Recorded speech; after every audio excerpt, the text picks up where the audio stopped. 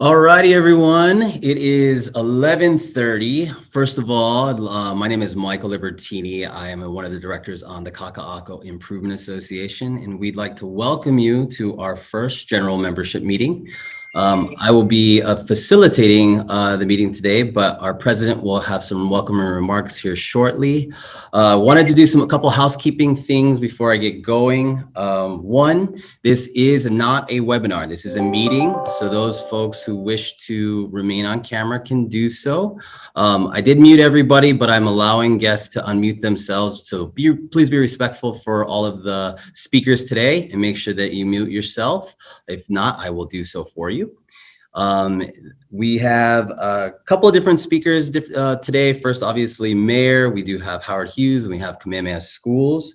I will be toggling hosts, so each one of the speakers can potentially drive their own presentation. So please bear with us as we handle some of the administrational tasks. And then any questions from our larger group, please submit it to everyone in the chat. We will do our best to get to the questions during the Q&A with time permitting, but if I see an overwhelming number of participants asking a particular question, that will probably take priority. Lastly, as a timeline, we are trying to keep it tight to an hour and be respectful of everyone's time. It may go over inside the Q&A. Those are welcome to stay. If those ones had to drop off, they may do so at that time.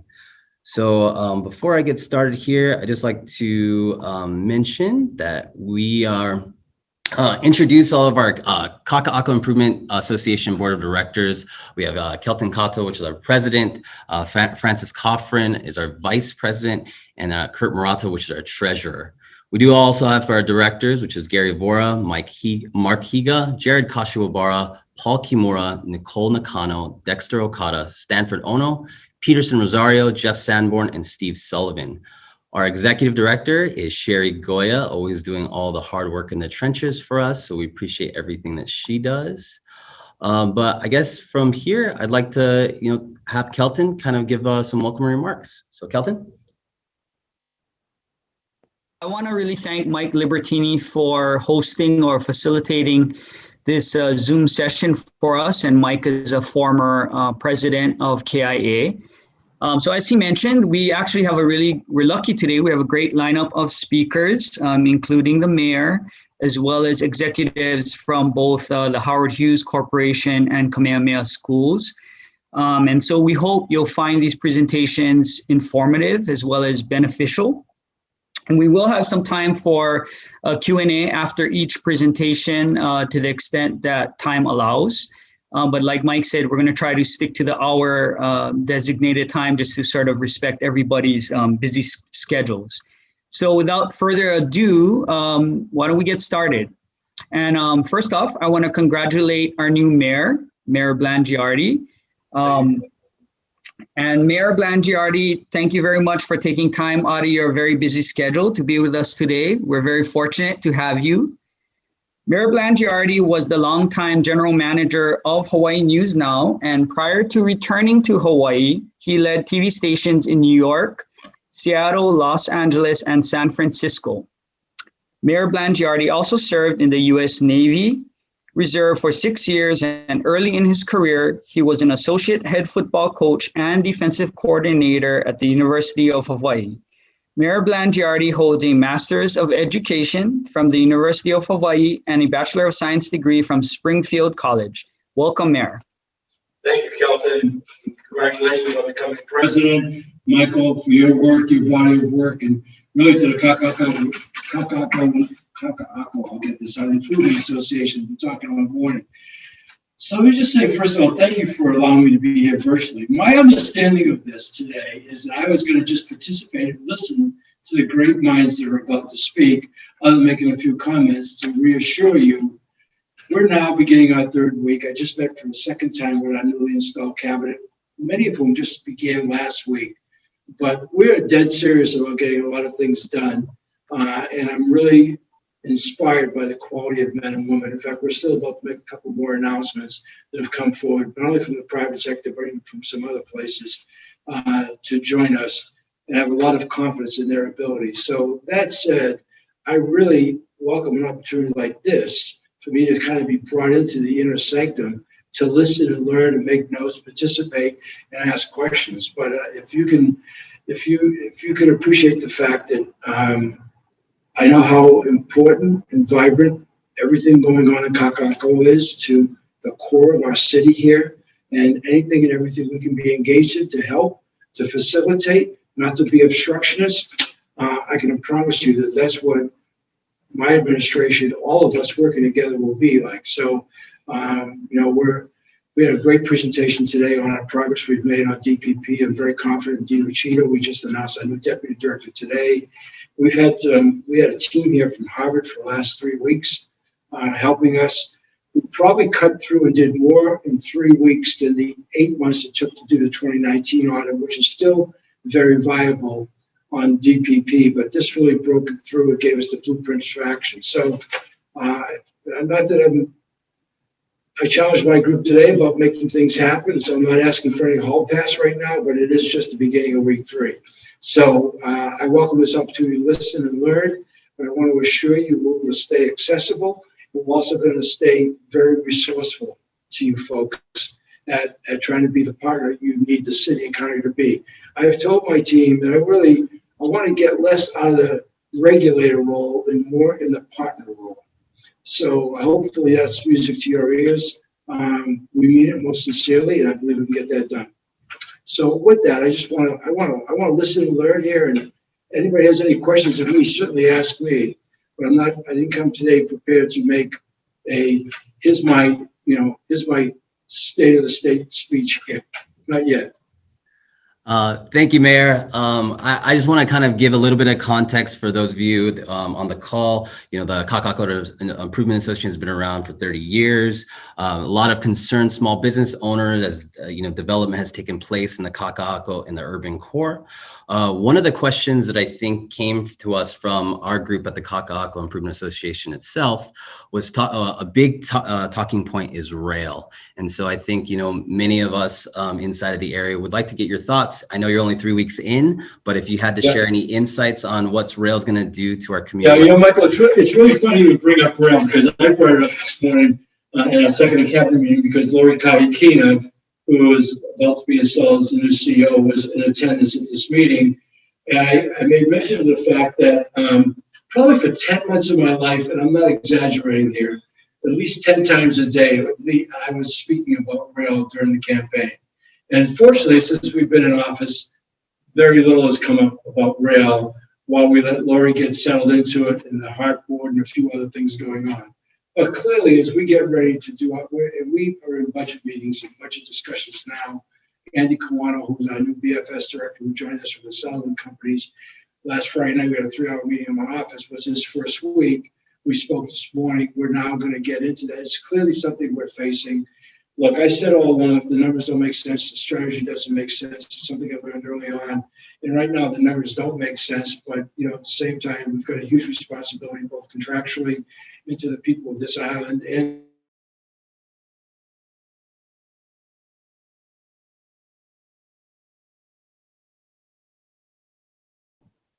Mayor, I think you might have clicked mute. We no longer can hear you.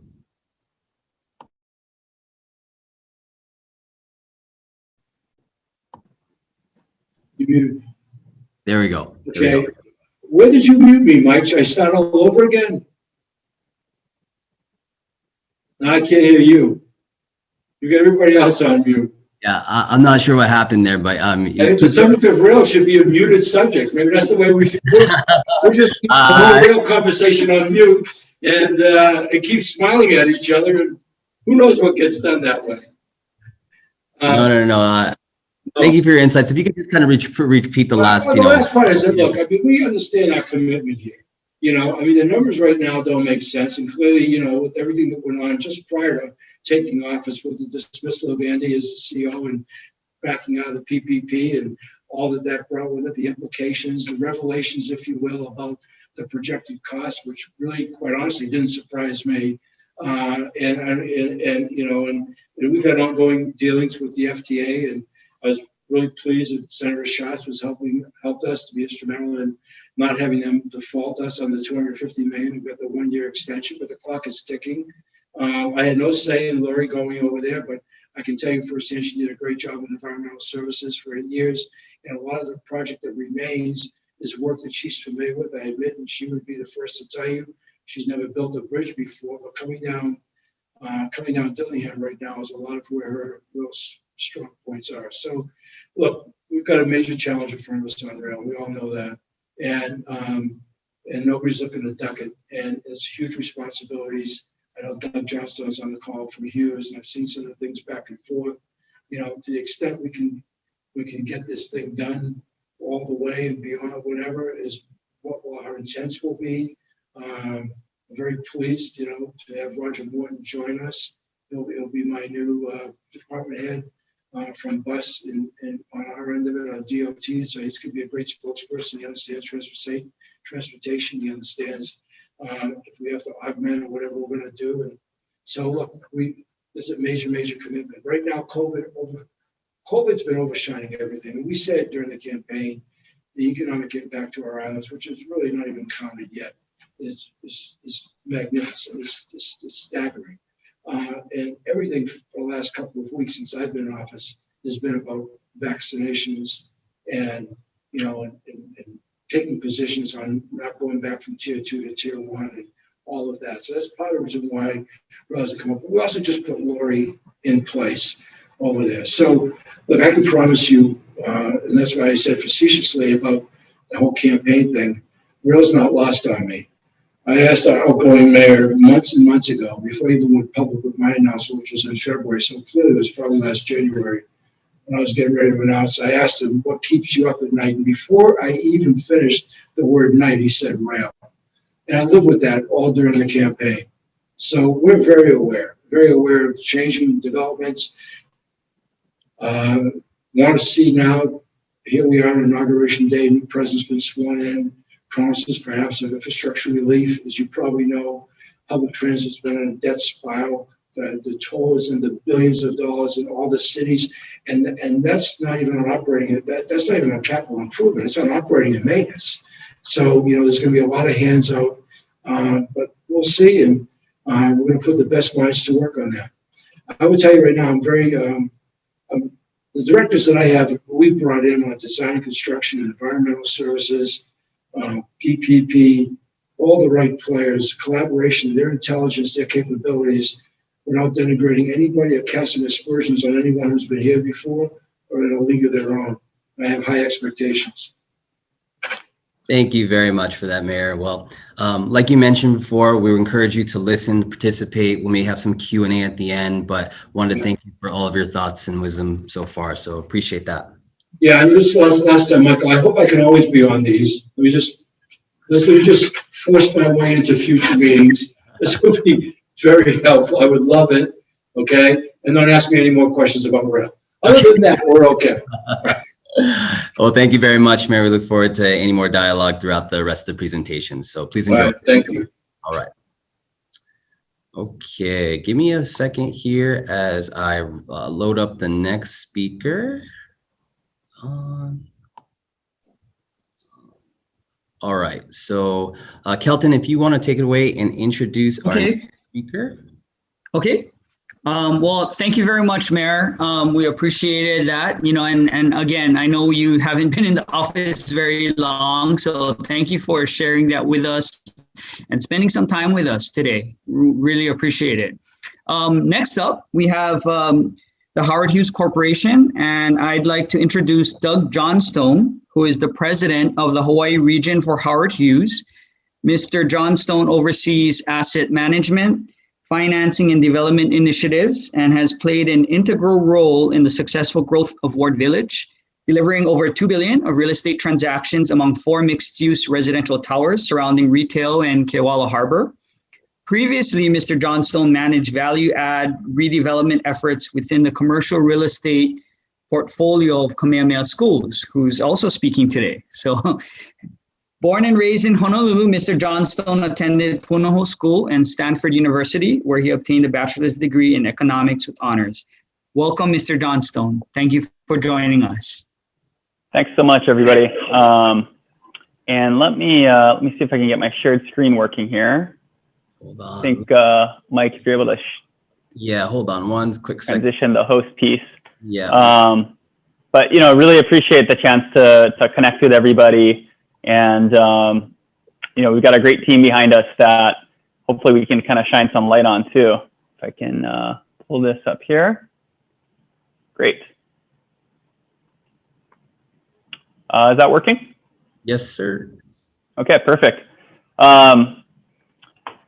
Yeah, you know, one of the things I think we're trying to communicate in our narrative as an organization is the fact that what we're putting in place today and some of the future projects I'll be referencing have really been in the works for decades. Not just as Howard Hughes, not just GGP before us, but really Victoria Ward Limited.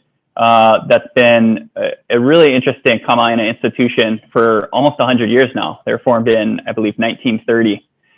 And one of the things we pride ourselves on is really growing to this pretty robust staff of about 75 people here that are really the local operators of, yes, a public company, but we're here doing property management, leasing, legal work, accounting, development, construction management, and this interesting vertically integrated team that's really boots on the ground making a lot of this happen. And they're part of our community.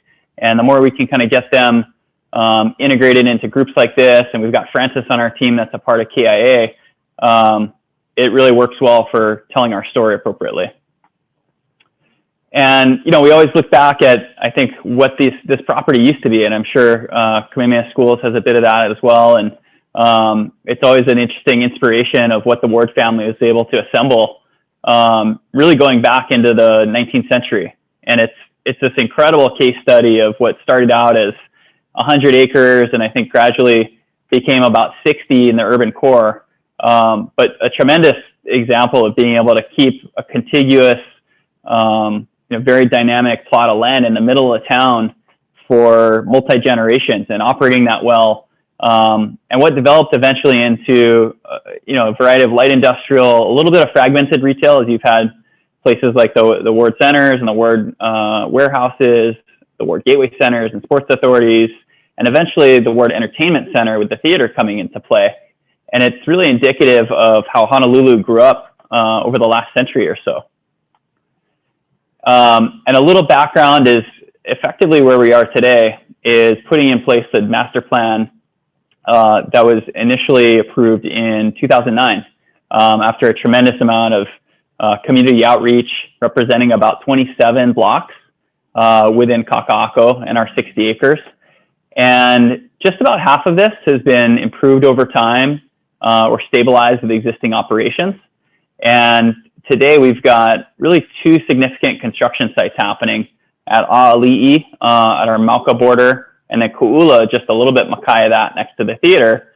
And we're looking at having Victoria Place over on Ala Moana Boulevard kicking off in the upcoming months. And, I think one of the things we'll get into a little bit more is really feeling like this progression and maturation of the area will hopefully be a significant contributor to a lot of the economic stimulus and turnaround that I think collectively as a business community, we're hoping to be a big part of. A big part of this is also the community building aspect.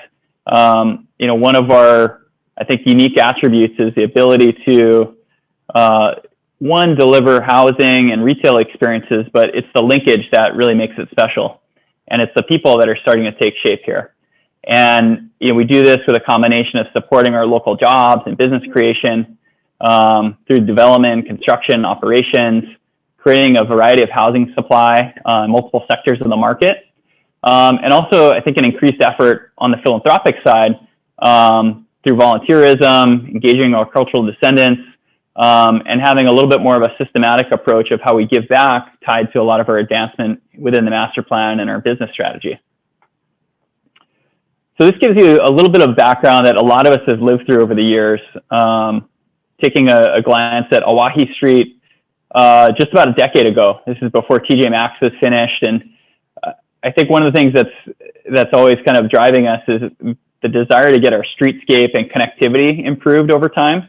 And it's tricky because you have a lot of incremental growth, but it's linkages like this that really start to impact how we experience our day-to-day life and get from one end of the neighborhood to the other. And a big moving piece to this is how we get Parking, I think, slowed down a little bit, get landscape buffers, get shading, and really promote the pedestrian environment.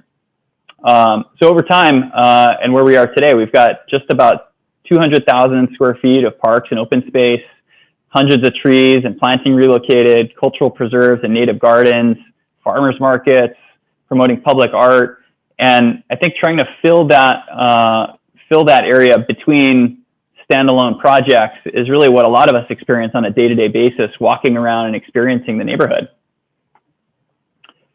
And today, I think where we're at is this interesting point that you've got a lot of your key anchors in place, whether it's your Whole Foods Market, your Long's Drugs, the theater, and some of these real significant restaurants like the Merriman's, and a number that have opened up actually in 2020, believe it or not. And now we're at this point where we've got a tremendous amount of public parking stalls in a district parking model where you can park and go experience the rest of the community. And so I think what we're looking forward to, particularly on the commercial side, is how you start to fill in those gaps and plug in new opportunities and new entrepreneurs and new concepts into the developments that are coming up today.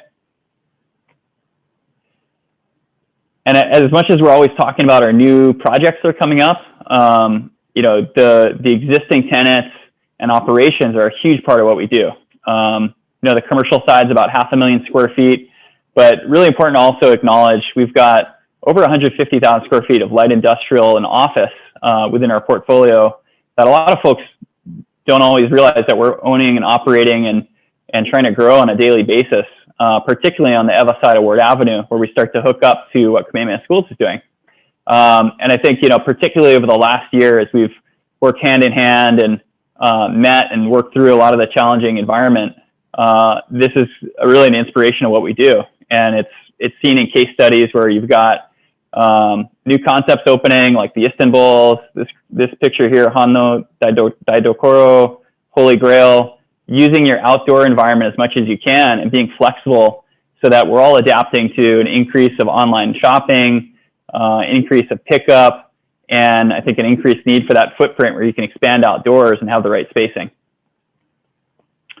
And then from a housing standpoint, we've got nearly 1,400 homes completed over the last, really the last decade. And about 375 of these are reserve housing. We have another 150 coming online later this year. And a lot of it is being able to have momentum in various segments of the market. And I think that's really where our head's at going forward. With what we have under construction, that's another 1,300 homes or so. And the future planning and development that represents another couple thousand. And along with this, we've really tried to get our community contributions aligned with some of the key milestones. We recently announced that groundbreaking, we're going to have a certain contribution at topping off. It's another 30,000. And then at closings of each of our projects, the opportunity for homeowners to match the contributions we're going to be making in partnership with the Hawaii Community Foundation. And this strategy is really aligned with what we've done over the years of over 170 nonprofits that we've partnered with, over $3 million, but having it really aligned to the key milestones as we advance the master plan. And I think we're excited in the ways this has been deployed, whether it's with Kupu out at Kewalo Basin, Queens Medical Center's Caregiver Sanctuary, Homemade Hawaii has been a great partner over the years, and really leveraging what a lot of the nonprofits in town are doing and figuring out how we can play and be a good proactive member in that. And as we're looking ahead in this next phase, a lot of the strategy is geared towards progressing what we've done on the Diamond Head wing of the master plan and really moving that towards the Eva side. And it's interesting that we're here talking with Kamehameha Schools because a real key component of this is how you get positive linkages between the two. And if you were to look at Kaka'ako Mauka as a whole, what you see in a little bit of the colorized area is how we fit into it. But it's very important to look at how this fits into kind of the broader uses and landowners and institutions, whether it's the medical center, what's happening at SALT, you've got McKinley High School, just Mauka of us. And it's interesting to see how they all start to connect together. And we represent 60 acres within this, but you know, it's really important to kind of look outside our boundary and acknowledge that these projects coming online represent, I think, our connectivity to what's happening beyond our boundaries. And so Ulana Ward Village is our reserve housing project that we're advancing now. It represents just about 700 units on the EVA side of our master plan, bound by Pohukaina Street and Kamani Street. What you see just adjacent to this is actually our border. So UFC Gym is on the EVA side here on the left. And I think one of the things that also is exciting about this is, one, the reserved housing delivery that really front loads our current requirement by nearly 300%, I believe, and also adding a significant open space and a public plaza. One of the requirements in our master plan is this EVA Plaza that we've expanded to be what we're calling Kalaio Kukulu'aio Park. And this will be a public open space. We're looking to have playground, seating areas, and also improve a lot of the streetscape up here on Pohukaina and Kamani along the way. So this will include a tower of homes, and I mentioned it's about just under 700 units, and it'll have street front commercial along Pohukaina Street. And what's unique about this is we're actually including a component of light industrial space within the podium structure. And we see this as a very flexible way to start incorporating some of the small local businesses, whether there's storage that's needed to be just-in-time delivery. And I think it's looking back at what's going on in the broader Kaka'ako area and trying to find a home for some of those uses.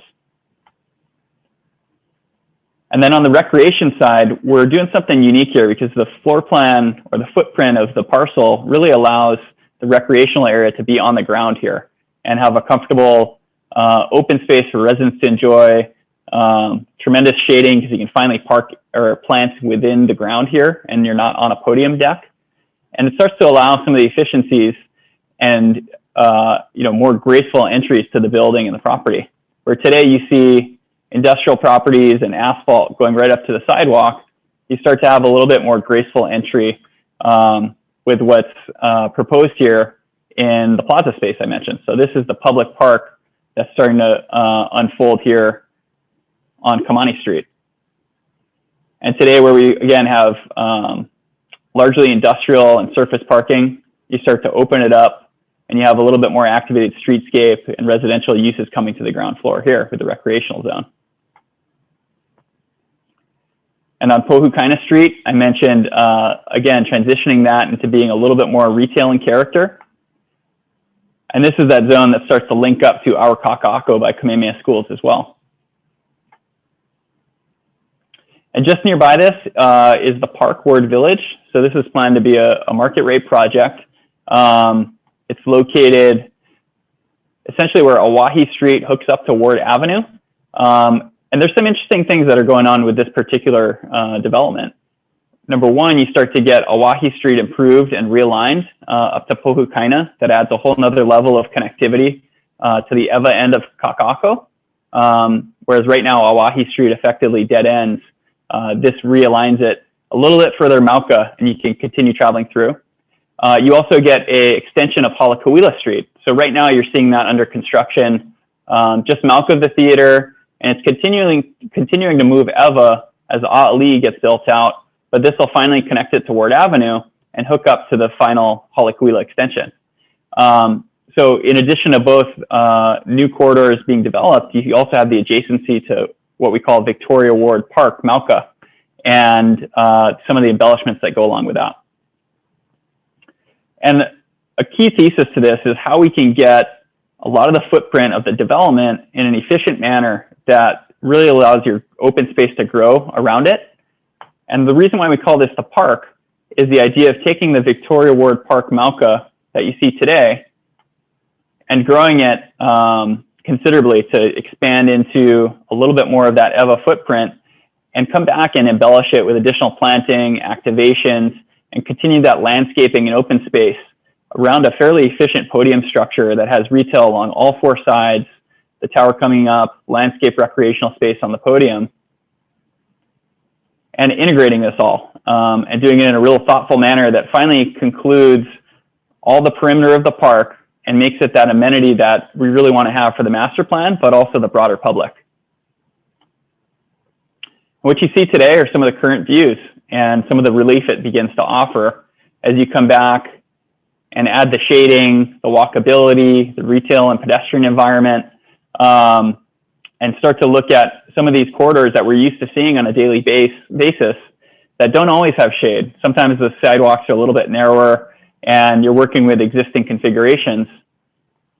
But you start to see how providing the right buffers, providing the right setbacks, and integrating all these uses and having a real dynamic mixed-use environment completely changes the character over just a handful of years. You know, and as we're looking forward at this next phase of both market rate and reserved housing product, I think the key attribute to this is how we can have a lot of park and open space dedicated and the linkages that that represents.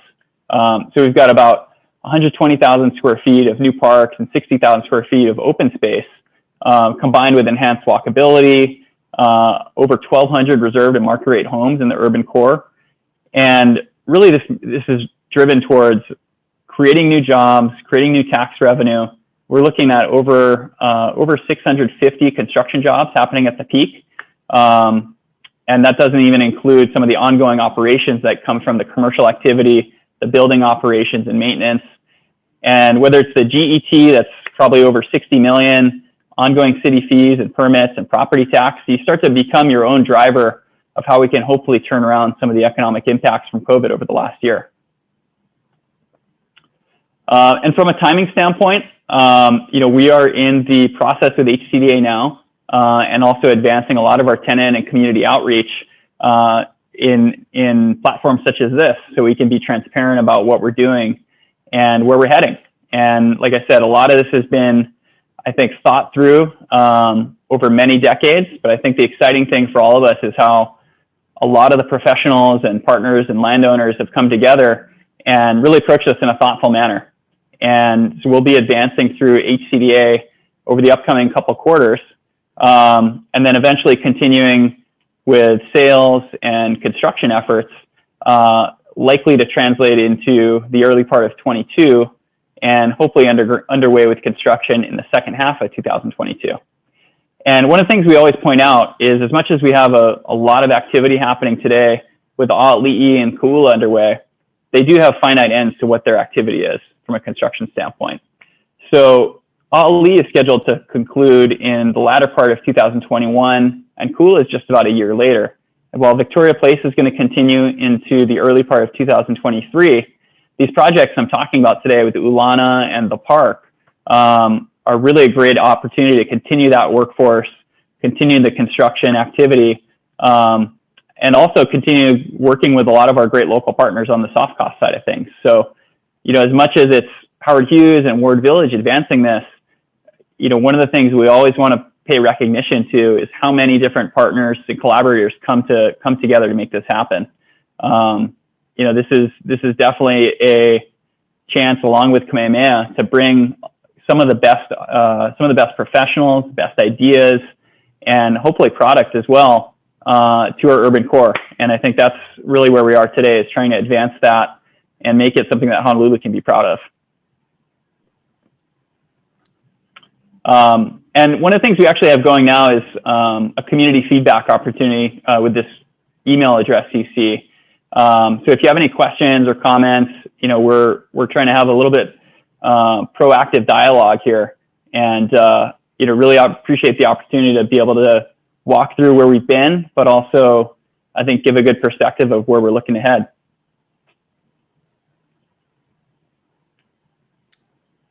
All righty, Doug, thank you very, very much for that presentation. I'm always blown away with the projects that Howard Hughes can kind of bring that not only reshape some of our skyline, but also all those green spaces that I love to walk in and go eat at and stuff like that. So appreciate your time. In the spirit of staying to our timeline, we're going to reserve our Q&A session for the end. The chat's a little light right now, so those of you who are wanting to put in a question, please do so in the chat forum.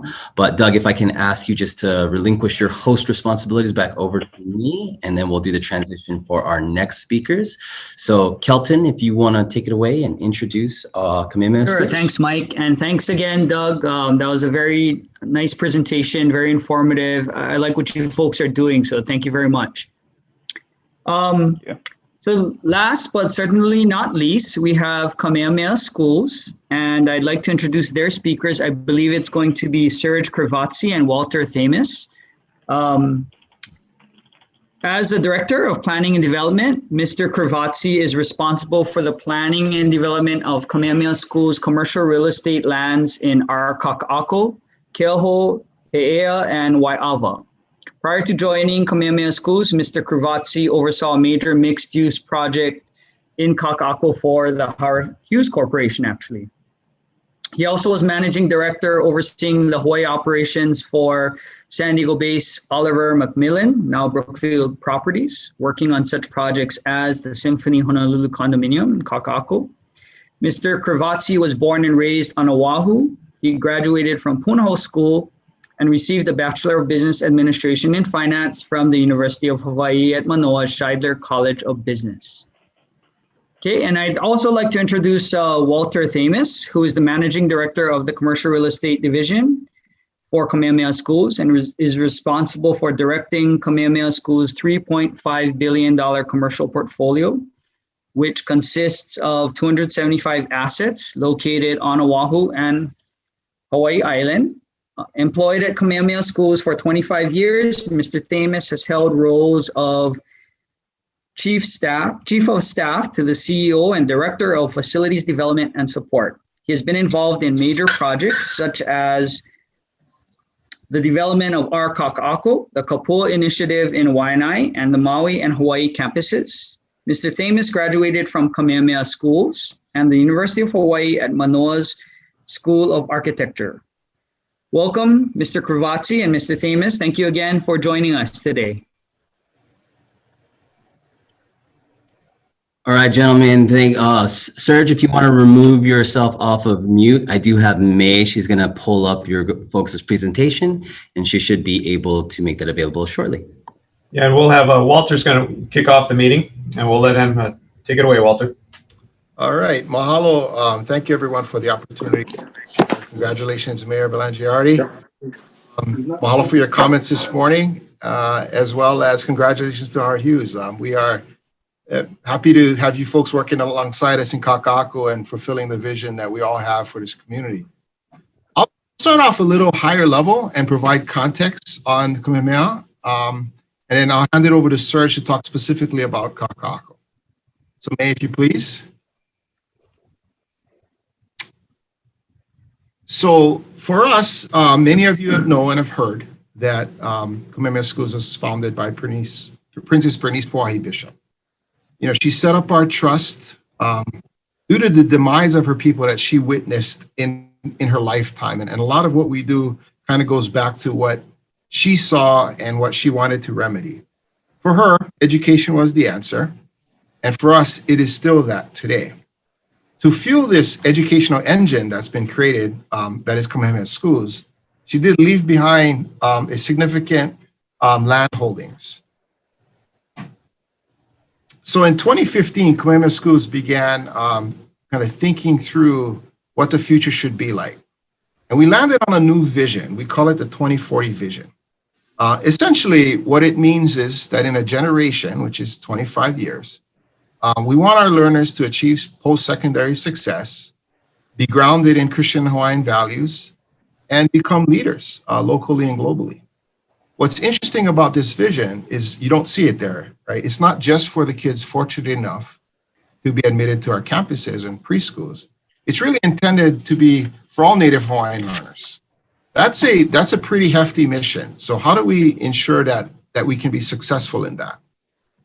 So from a resourcing perspective, the legacy of land that Pauahi left behind has evolved. It's now a $12 billion endowment, which is one of the larger private endowments in the country. The land portfolio is what it once was. Now it's accompanied by a diverse global securities that we call financial assets. Now we spend, and you can kind of see on the right of this slide, based upon a formula driven by the value of the endowment. What's noted here is that 31% of Hawaii real estate, that's largely commercial. And that is essentially equates to 31 cents of every dollar spent on education comes from commercial real estate. Okay, so that makes sense that, Hawaii had intended that from the beginning. It comes from land. But now we've got a financial assets that really is helping the land strategy out. So let's talk a little bit deeper about land. So Kamehameha is the largest private landowner in the state with 363,000 acres of land. What's interesting about it, if I can direct your attention to the pie chart left of center, you can see there that 51% of that acreage is in conservation and 48% of it is in agriculture. That sliver of 1%, that's commercial. And that's effectively what the $3.5 billion of value is, out of this 1% of land. Interestingly enough, our history in owning land has been very passive. We've held land in ground leases for the better part of the last 60, 70 years. You can see now 80% of it is in ground leases where others actually own the assets. But those times are coming to an end. Many of the lands formerly in Kaka'ako or currently in Kaka'ako were formerly ground leases that have reverted back post ground lease. It gives us the opportunity to plan these lands out. To the bottom right, you can see this interesting graph there of the type of properties that we have, largely because of that history of ground leases, which is rare. Most companies focus on one thing, industrial or hospitality. But because of our history, we actually have a very diverse portfolio. Next slide. So let's talk a little bit about challenge and strategy before we pivot over to Kaka'ako. Now, it may seem obvious that our primary challenge is economic, right? To generate returns to fuel our educational strategies. Historically, this is how we'd answer that question. What is your number one challenge? I think what we've learned, though, in the last 5 years is it's more than just economics. And here's how we think about that. We spend this money on education. We have the desire for our kids to be leaders of the future of Hawaii and be contributing to their community. And we hope to be successful, and we intend to be successful, and we spend the money to be successful. But if our keiki are coming out of college, ready to be contributors to the community here in Hawaii, ready to be the future leaders, and what they're finding is housing that they can't afford, the lack of job opportunities to support a living here in the islands, unhealthy communities, and deteriorating environments. Well, what's happening, I think you've seen it happen, right? They're not coming back from college. They're staying where they went away, or they're leaving. So when you think about that challenge, how can we consider our job as an educational institution to be successful if we can't leverage our ownership to create healthy communities here, right? And so really, the question is, how do we make Hawaii better? And how do we make it a better place for the future generation so that they can live here comfortably? So we've shifted our strategies in real estate. I'm not going to suggest economics has gone away, because it hasn't. We still have an obligation to support the educational needs of the trust. But we really need to think about every decision we make on land differently. We have a 5 values approach now that, in addition to economics, also includes educational opportunities, environment, how do we take care of the environment, how do we support community, or in some cases build new community, and then how do we take care of culture, and how do we kind of tell the stories that have always ridden with these lands. Kaka'ako is a great example of it. Shifted to regional thinking as well.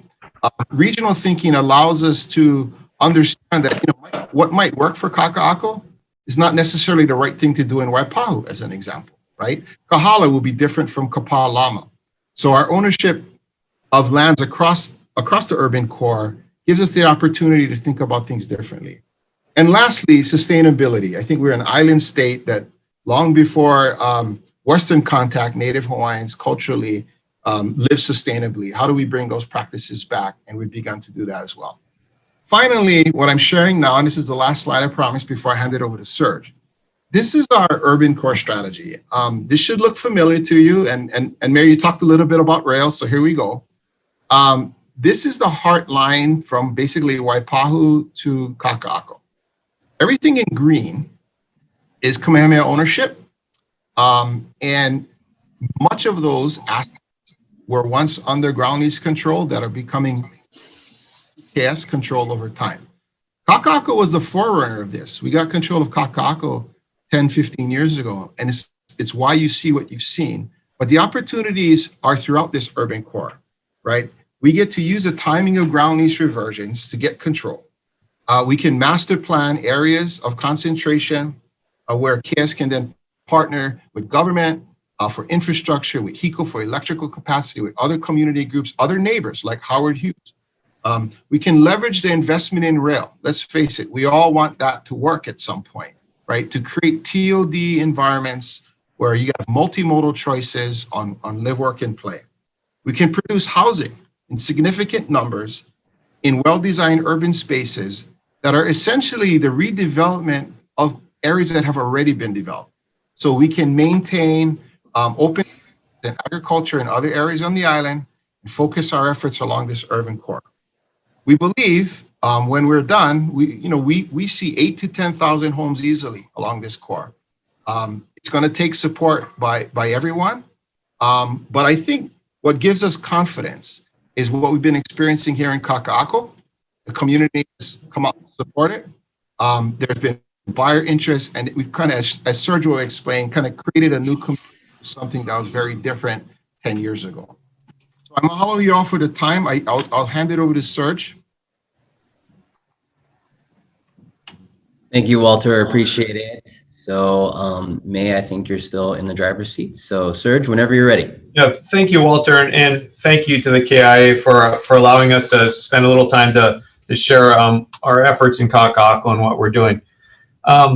When approved in 2009, the vision statement for our Kaka'ako and the Kaka'ako Master Plan was to create a progressive 21st century living community, acting as a catalyst for innovation and nurturing the evolution of a vibrant urban island culture within a beautiful, healthy, and sustainable neighborhood. Nearly halfway through our master plan, we believe this vision continues to hold true today, and we're continuing to work towards that. During the past 11 plus years that have passed since the inception of the master plan, we believe that Kamehameha Schools, along with their development partners, has successfully created a unique urban island community with a progressive vibe that celebrates art, culture, history, and sustainability. We've started building a pedestrian-friendly, walkable neighborhood with diverse housing options for local families and young professionals, and inviting shops, restaurants, and open spaces. A little bit about our land holdings. We own, Kamehameha Schools owns 51 acres in Kaka'ako, approximately 29 acres. Mauka of Ulana Boulevard comprise the master plan area. It's the area in orange. And you'll note the proposed rail station on the Mauka side of on Haleakala Street corner. We also own 10.8 acres of other Mauka lands that are generally under long-term ground leases, and 4 blocks Makai of Ulana Boulevard, we call our Makai lands, consisting of another 12 acres. The master plan area involves 9 blocks. The master plan was originally approved by HCDA in 2009, and it was originally planned for 2,750 residential units and about 300,000 square feet of commercial space. Development commenced on the Ewa side of the district. So as Howard Hughes is moving, east to west, we're moving west to east, and at some point we'll meet in the middle. And generally, while Kamehameha Schools will develop and hold for rent products such as affordable housing or commercial projects like at Ku'ona Marketplace in Kahala, most of the product that involves when we're doing condominium sites or high-rise residential sites, we will partner with development partners on a block-by-block basis to be responsible for all phases of those projects. 7 projects have been completed to date as part of Increment 1. These range from conversion of an older office building into affordable rentals at 680 Ala Moana to high-rise condominium projects such as the Collection in Ke'aho Place. SALT has also been an interesting addition to the neighborhood's flagship interesting addition to the neighborhood, as it remains our flagship retail complex, providing for a variety of unique food and beverage options. So far in increment 1, 4 of the 9 blocks have been developed. Includes 1,336 total residential units, of which 456 or 34% meet the state's definition of affordable housing. This is far greater than the 20% minimum requirement that's in place today. Over 184,000 square feet of commercial space and over 50,000 square feet of open space have also been developed. Moving on to increment 2, as we go into our next phase of our work, increment 2 involves 5 blocks, blocks C, D, G, H, and I, on the Diamond Head side of the district. They range in size from 2.1 to 4.2 acres. And as our goal continues to be to provide a diversity of housing options in our Kaka'ako, we envision these blocks to be primarily residential in nature. The larger blocks, blocks C and D, will likely go to affordable workforce residential projects. These blocks may be developed under the state's 201H Affordable Housing Program. That's a program which allows for a developer to provide more units than normally allowed if more than half of the project's units meet state's affordability guidelines. And then the smaller 3 blocks along fronting Ulana Boulevard will likely be market rate housing, and we may even possibly include a senior housing component within one of these blocks. Similar to increment 1, most of these projects will be advanced by independent developers working closely with Kamehameha schools in order to ensure our vision is properly realized. All of these projects will include commercial spaces on the ground floor, which Kamehameha schools anticipates to retain in order to maintain a cohesive retail environment in our Kaka'ako, as well as we want to maintain our footprint in the neighborhood as well. We are currently in discussions with a number of developers for these remaining 5 blocks and hoping to be able to make some announcements shortly.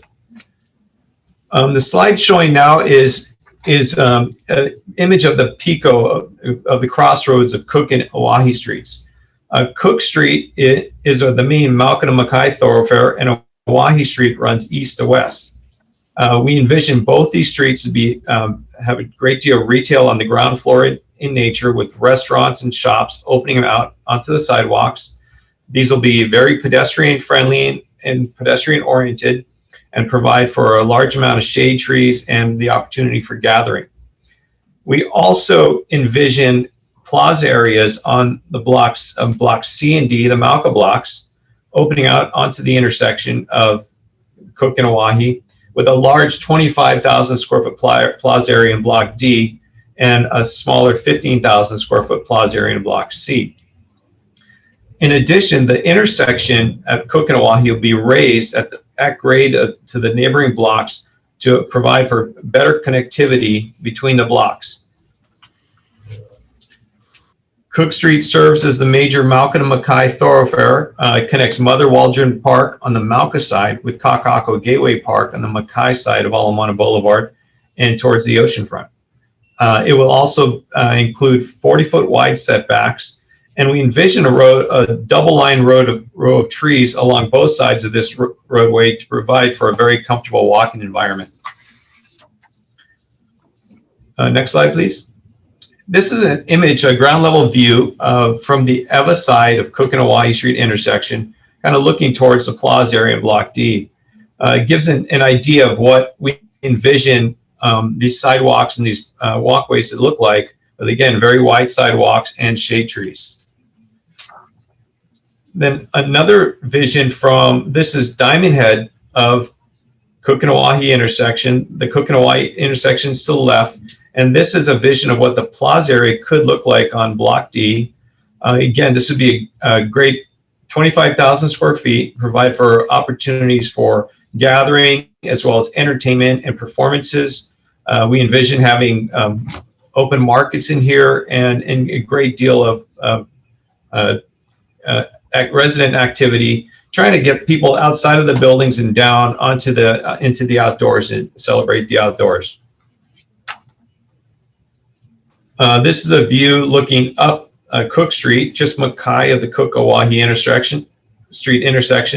the intersection, the race intersections in the center of the photograph, and again shows the amount of shade that we're envisioning and the wide pedestrian sidewalks along Cooke Street. Also want to point out that we envision Cooke Street to have a bike lane there and the entire neighborhood to provide for other modes of transportation, encouraging bicycle use and reducing automobile use.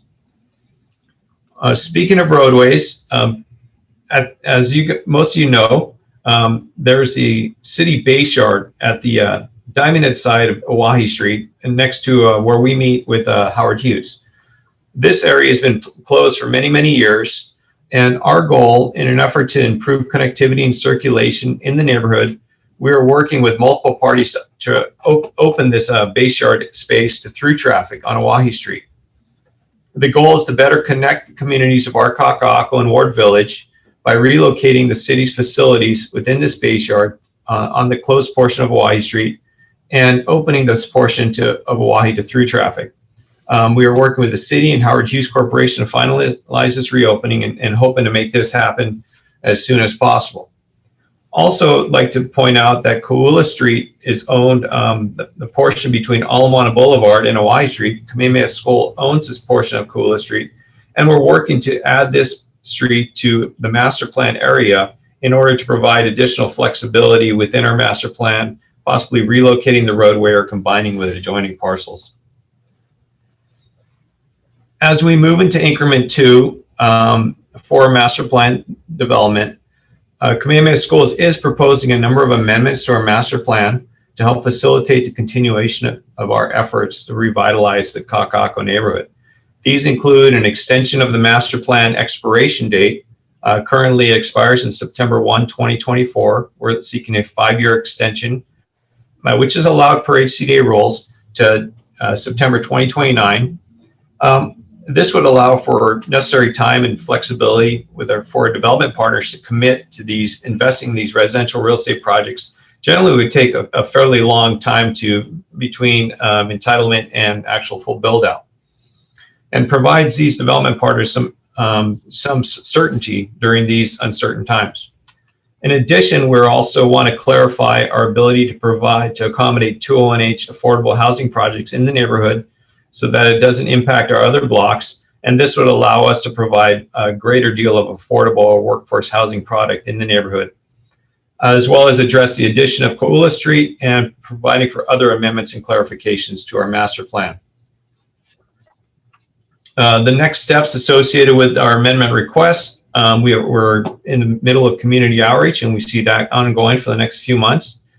We have an update scheduled for the HCDA board in early February. And the actual master plan amendment application filing with HCDA would likely occur sometime in February, with HCDA hearings following in the March-May timeframe and HCDA approval hopefully in June 2021, approximately. Wanted to share with you a couple of additional images.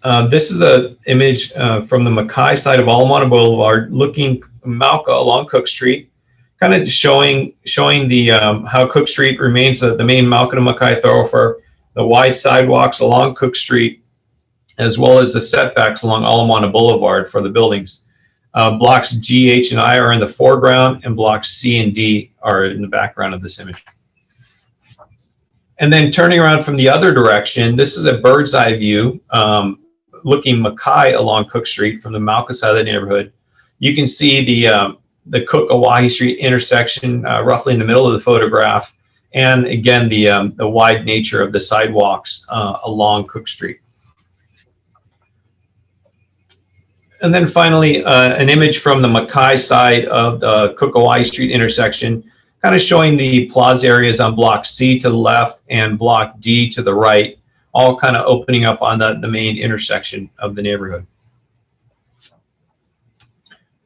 In summary, our Kaka'ako is providing a better future for Hawaii by creating new places for people to live, work, dine, shop, and visit. Kamehameha Schools, along with its development partners, are working to build housing for Kama'aina of diverse income levels near jobs, parks, and shopping, so people can spend less time commuting and more time living. Kamehameha Schools is working to provide unique opportunities for people to celebrate art and Hawaiian culture in a pedestrian-friendly, walkable neighborhood. And as part of our build-out, will include public art opportunities and as well as many cultural activities. When the future Honolulu rail station is built, residents and visitors will be able to ride the rail, catch the bus, walk, bike, and drive throughout the neighborhood and to outside areas. We believe the future development projects will create jobs and stimulate economic growth in the development and planning industries, the financial sector, and the construction and real estate sectors, as well as growth in retail and design industries that will help support Hawaii's recovery from COVID-19. Our goal is to keep the commercial components of each project, and considering the perpetual nature of Kamehameha Schools' trust, we envision remaining in our Kaka'ako long after the master plan is completed to ensure our vision is realized. And finally, I'd like to point out that as part of our work over these last few months, we've spent a fair amount of time trying to assist our tenants with the COVID-19 response.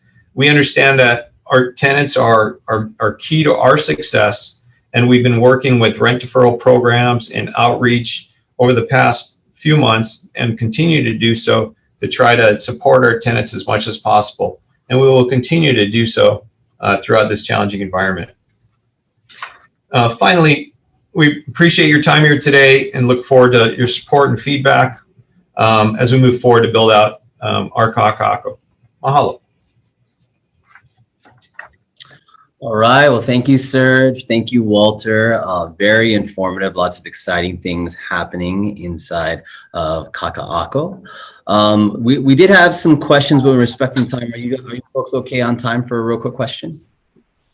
Yeah, so one of the questions is in the neighborhood, a lot of infrastructure updates have been happening inside of the area, some of which are causing a few odors to be kind of going around there. So a question came to us, who is going to be remedying that odor smell? Because some of the residents in collection are getting a few of wafting smell in there. You know, that's something we would have to look into. We are working with our development partners and to make sure that whenever they develop a project, they meet all the requirements by the city and the state guidelines. And that's the odor issue is something that I've heard of in the past. We're definitely looking into it and see if there's anything we can do on our end. Otherwise, working with the city infrastructure guys. Very good. Thank you. Well, we are at 12:32. We wanted to obviously thank all of our speakers today. So first and foremost, thank you, Kamehameha Schools, for that last presentation. Doug, thank you so much for your presentation on Howard Hughes. And congratulations again, Mayor. We were thrilled to have you and host you here at our general membership meeting. We do have, any other last questions? We will have this recording on here. We can direct those questions directly to our speakers. But just want to say thank you to everybody. Kelton, do you have any final words you wanted to wish out for the group? No, I just wanted to, again, kind of, you've already said it, but, thanks again to all of you, to our speakers, to all of you who have joined of the year.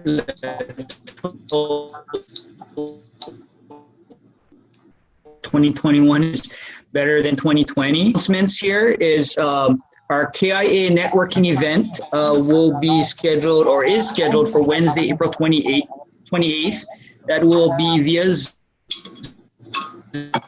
Zoom. And we also have a golf tournament scheduled tentatively because, we'll see how COVID plays out, but that's tentatively scheduled for Friday, September 24th, later this year. But yeah, that's all I have. So yeah, thank you again, everyone. I see you there, Mayor. Mike and Kelton, I just want to acknowledge Doug and Walter and Serge. What a great presentation. I only wish the entire cabinet team was here to see what you did. So I may be inviting you guys in. For everything we're talking about creating a better Hawaii, I mean, this was really a shot in the arm. This is pure adrenaline for me to see what you guys have planned. And my heartfelt appreciation and deepest respect for your caring and your vision. Well done. Thank you very much. And I think just, one last thing to maybe end on is, you know, in recent years, one of the things that's been great is collaborating with the Serges and the Walters and, you know, trying to be good neighbors and business partners together. Great. Agree. It's been great, Doug. Mahalo. Mahalo, Mayor. We look forward to catching up with you. Same here, Walter. Same thing. Mahalo. Thank you, everybody. We wish you a wonderful 2021. We'll see you all later. Mahalo. Aloha. Thank you, Michael. Thanks. Thank you, Kelton. Aloha. Thank you. Thank you, everyone.